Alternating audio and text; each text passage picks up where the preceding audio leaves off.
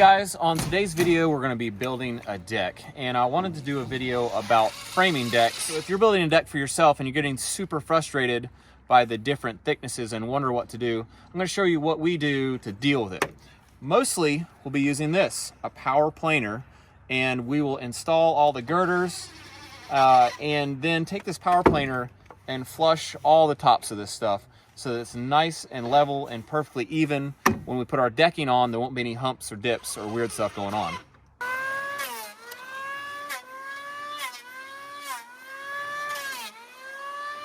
You gotta look out that you don't have any screws or nails that you're gonna hit. We set those real deep. So basically I took this level and then I just feathered it out, these joists. Feathered it out, feathered it out. All right, so here's another spot where these pressure treated boards were different thicknesses when we got them. So I'm gonna take this high board down to match these other two. I'm actually gonna take that one down just a little bit too with this power planer. Here we go.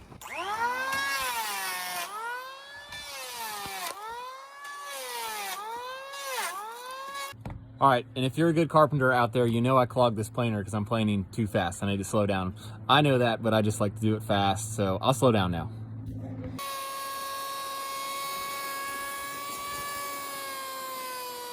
Another note here is that this does have an adjustable depth, and I've got it set as deep as it will go, which you normally would not do, but here we just need to remove a bunch of material quickly, and I don't really care how pretty it is because it's going to get covered on top of decking. So we're just setting this thing deep, going to town.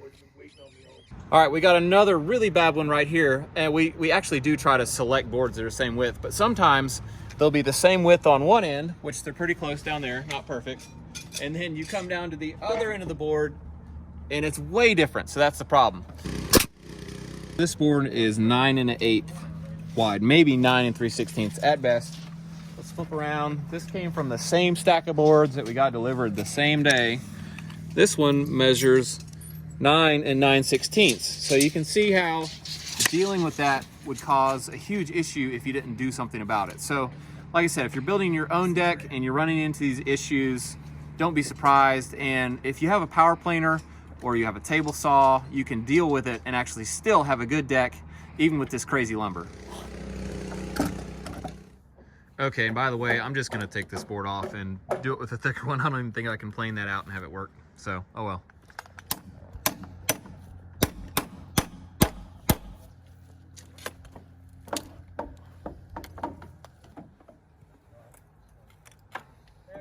Yo.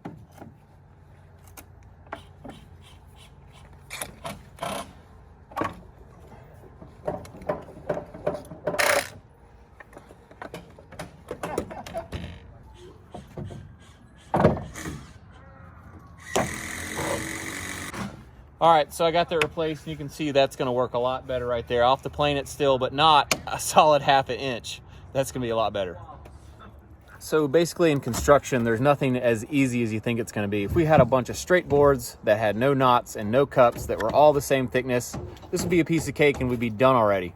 But you gotta do these extra steps because you got lumber that is what it is to get it done right. Okay, so all these joists we're putting on need joist hangers on them. I've seen people put the joist hangers on first, then put the joist in. I'm gonna show you why I do it after. What we do is tack this on with the top perfectly flush with the girder top. Let me show you why we do that, because it seems easier to put this on and then set it in there. It would be, except for one thing. Let me show you. All right, let's look at the problem right here. If you put these joist hangers on before, you would be flushing them on the bottom of your girder. But if you look closely, this joist right here is about flush with the girder, but this one, the board was thicker. And so to make it flush on the top of the girder, we had to hang it down from the bottom a little bit, which is what you want to do. If you look up here, we're flush on top, but it's thicker, so it's hanging down the bottom. So that's the problem. If you put these babies on before you put your joists on, and your joists are all of varying thicknesses, which they are if you're using pressure treated wood, then you got a problem, and you'll have to deal with that the whole way through the deck. So that's why I put these on after the fact. We tack the joists on, then put these on tight after the joists are put on. FOT, flush on top.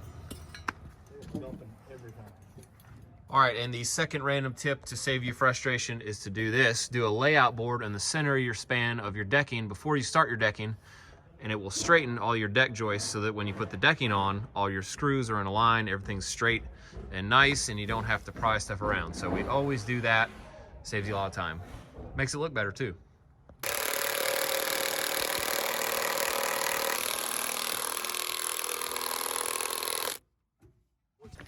All right, guys, one more trick for today. We had this rod here that we were just using to pull a string line. I could not pull this thing out of the ground. So Jono's gonna build this little trick. Basically, we're gonna use a lever, a long board, and he's gonna screw this other board like a clamp on it, and it better work because I'm videoing it. Let me back up.